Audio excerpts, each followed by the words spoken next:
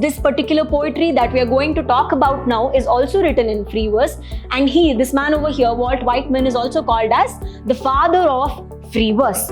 Imagery of the soft falling shower has been given to us. Then there is metaphor. I am the poem of the earth. There's no comparison. I am. It is me. Many of the things in life, as we talked about, go unacknowledged, unappreciated by us. This is the moment to appreciate all those little things and be grateful about it.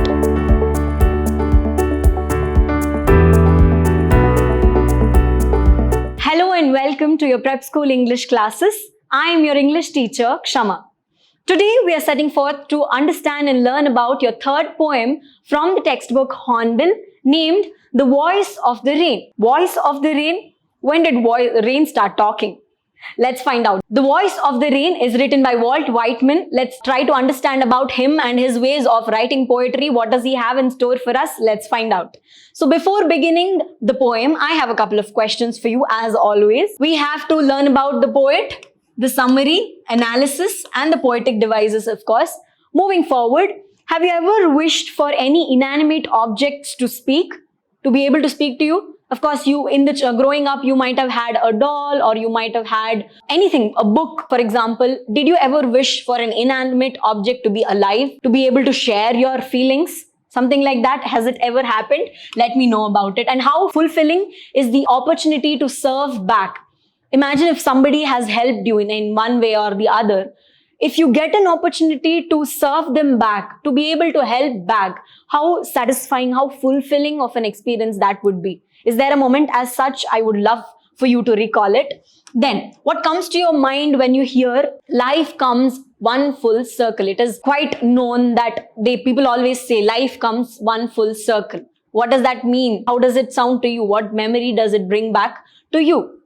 Then, let's take out some time in order to be grateful to all the immortal pixie dust that is there in the nature for us. When I say that there are a lot of things in nature which we take for granted on the day-to-day basis. It could be water, it could be air. We don't realize how life could be without air, without oxygen, or without sunlight for that matter. All of these things, these are immortal pixie dusts of nature that have been showered on us. Now let's take out a moment to be grateful to all these things. Let's be thankful that we have air to breathe, that we have sunlight to look at things and to enjoy this life to our fullest potential. We have all the unsung heroes around us. Let's be grateful for them. And this poem is something on that note. Okay. Moving forward, who is the poet? We have Walt Whitman. Who is the poet? He is an American poet, journalist, and an essayist. Okay. These three things are important about him. And during the American Civil War, he worked in the hospitals. That's also important. And his poetry talks about loss and healing. These are the two topics that are covered in his poetry. So on the death of Abraham Lincoln, we see two major works of Walt Whitman, which is O Captain, My Captain, and When Lilacs Last in the Dooryard Bloomed. So this is a series of lectures and a couple of series of lectures. He was very much influenced by Abraham Lincoln and was very close. So these are the two works that he has written on the death of Abraham Lincoln. Then we also, he is often called as the father of free verse. This particular poetry that we are going to talk about now is also written in free verse. And this man over here, Walt Whitman, is also called as the father of free verse. Then, which are the other notable works written by him? Leaves of Grass, Song of Myself, Golden Kite Award. He has received a Golden Kite Award for picture book illustrations. Now, he is an American poet, journalist, essayist, and he worked in the hospitals during the American Civil War. Then his poetry talks about loss and healing. There are two major works that he inspired by Abraham Lincoln as a tribute to Abraham Lincoln after his death. He has written these two and a series of lectures that he has delivered. Later on, we also see Leaves of Grass, Song to Myself, written by him. He is also called as the father of free verse. And for the picture book illustration that he has done, he has received the Golden Kite Award. Now that's all we know about Walt Whitman. Can't wait to jump into the poem that he is going to present to us, which is The Voice of the Rain by Walt Whitman. What is the voice of the rain? Let's find out. And who art thou said I to the soft falling shower, which strange to tell, gave me an answer as here translated. I am the poem of earth, said the voice of the rain. How beautiful. Who art thou and who art thou? It feels like we are traveling back to this old 17th, 18th century of English literature where thou and all was used. Who art thou? Thou is nothing but who are you? Who are you? Said I to the soft falling shower. The poet who is experiencing, who is standing under the soft falling shower. The mental picture depicted over here is soft falling shower. It is an imagery for you to imagine. There is a soft falling of showers that is happening, and the poet is trying to talk to the rain that is falling. Who are you? Who are you? Which strange to tell, as strange as it may sound. It is weird, I know, but it gave me an answer. When I asked it a question, who are you? It gave me an answer. I know it's strange, but it gave me an answer. What was the answer? It is translated over here in the form of this poem. What is it? I am the poem of earth. I am like, I am as. No. I am the poem of earth. This is a metaphor over here. I am the poem of the earth. Who is the poem of the earth? The rain, of course. Said the voice of the rain. Now, voice of the rain. Rain has been given human-like quality. It has been given the voice to speak, which is nothing but personification. We saw soft falling shower, an imagery of soft falling shower. Who is talking to the rain? The poet over here is talking to the rain and asking, who are you? Who art thou? Then to strange to tell, the rain, voice of the rain is giving back an answer which has been translated over here for us to read, which says, I am the poem of the earth. A beautiful metaphor. Then what is saying it to us? The voice of the rain. The voice of the rain is personification. Giving it voice is personification. Moving forward. Who are you? Who art thou? Thou is nothing but you. The poet is asking the question to the voice of the rain. Surprisingly, as strangely as it may sound, something that cannot be touched. It is impalpable, which we are going to talk about in the upcoming stanza, okay? There is an imagery that we talked about, soft falling shower, metaphor, personification, and alliteration. Now, rain is something that cannot be touched, right? We are talking about the voice of the rain that cannot be touched. Imagery of the soft falling shower has been given to us. Then there is metaphor. I am the poem of the earth. There's no comparison. I am. It is me. Later on, personification, voice of the rain. Rain has been given this human quality. After that is alliteration.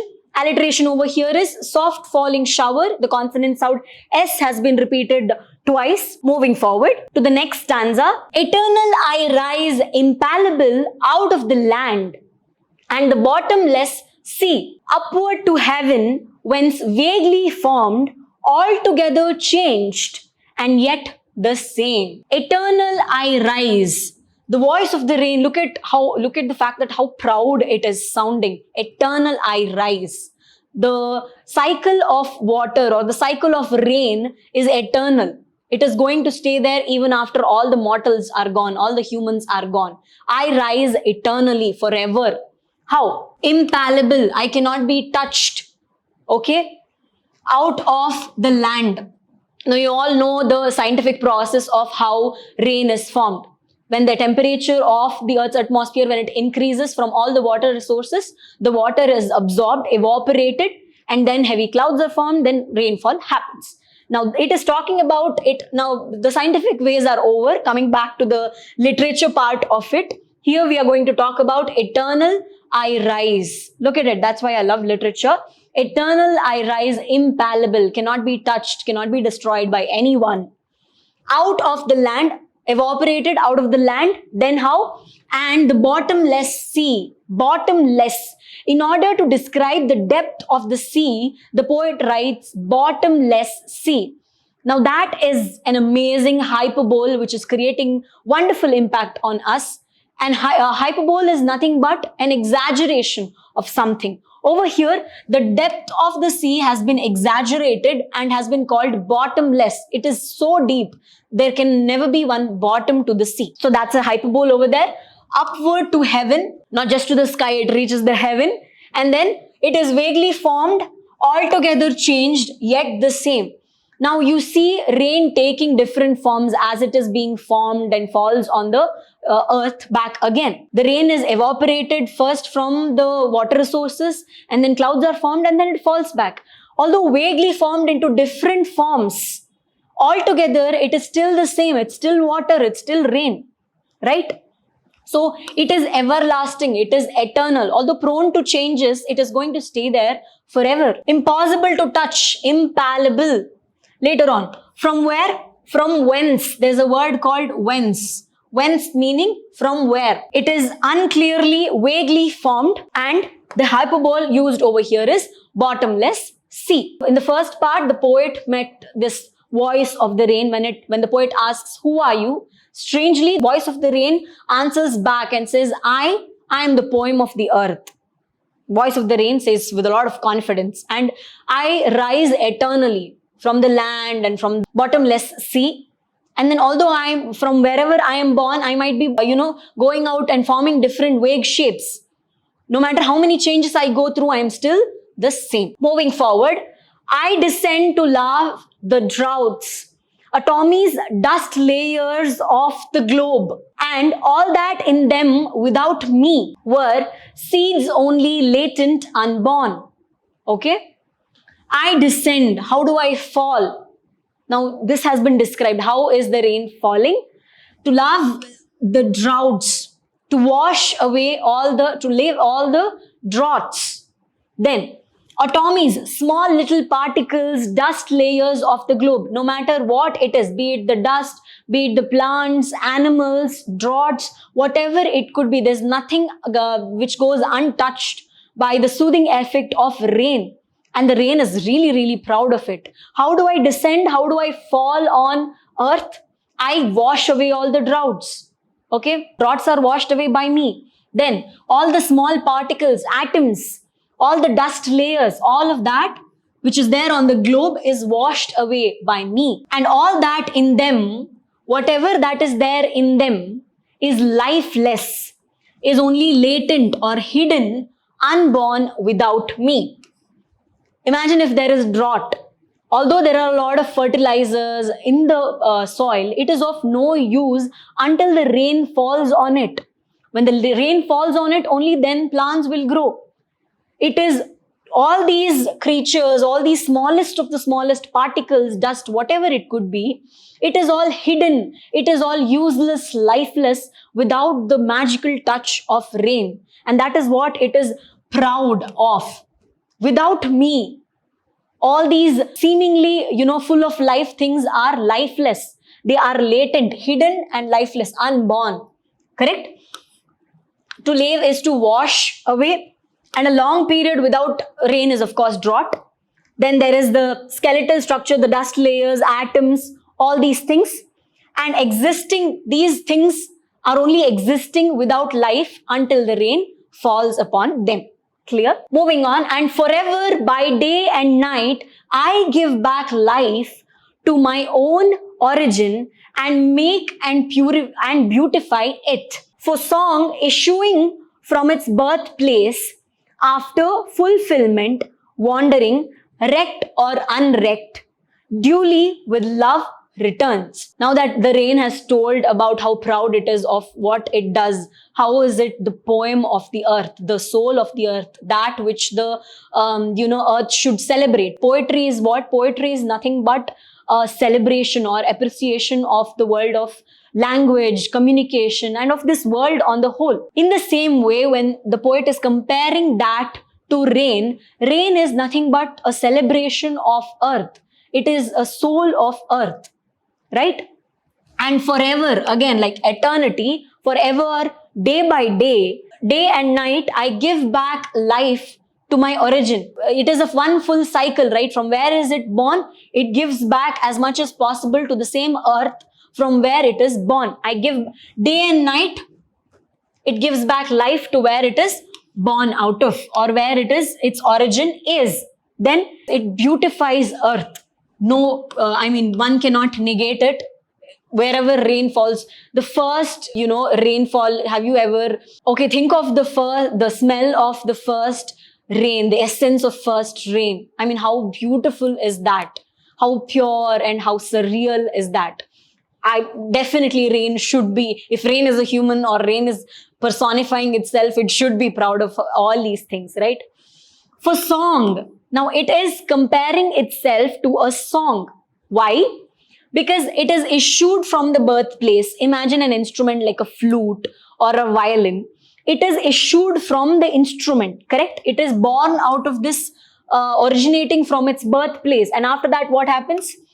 It spreads around and people enjoy it. It attains its fulfillment. It attains a meaning. Then what happens? Wandering, wrecked or unwrecked, duly with love returns. No matter it is, appreciated or not appreciated, it again comes back to its birthplace. The poet feels that once when a song is sung or any instrument is used to produce the music, it goes back to its birthplace, whether it is appreciated or not appreciated. Similarly, the voice of the rain says that although I'm appreciated or not appreciated, I attain my fulfillment by giving back to my birthplace, by beautifying it, by purifying it, and then I go back with love returns, with nothing but love in its heart and the wishing to come back again, to give back as much as possible, it returns. So that's what we heard. Originating from the birthplace, then even if it is cared for, appreciated or not. To wrecked and unwrecked is nothing but whether it is cared for or whether it is not cared for. Rightly, duly, as it should be, it goes back. So there is a parallel between a song produced out of an instrument or out of a human and how the voice of the rain is, or how a rain comes. The cycle of rain and the cycle of song, there is a parallel, there is a comparison between these two things. Now that is about the voice of the rain. Let's have a quick recap about what did we learn in this poem. Now there is an imaginary dialogue between the poet and the voice of the rain. It's an imaginary dialogue where rain is not actually talking to the poet. It's an imaginary dialogue, conversation between the poet and the rain. Then it is translated for the reader to be able to enjoy it by the poet. And many of the things in life, as we talked about, go unacknowledged, unappreciated by us. This is the moment to appreciate all those little things and be grateful about it. Now, role of the rain in revival of life.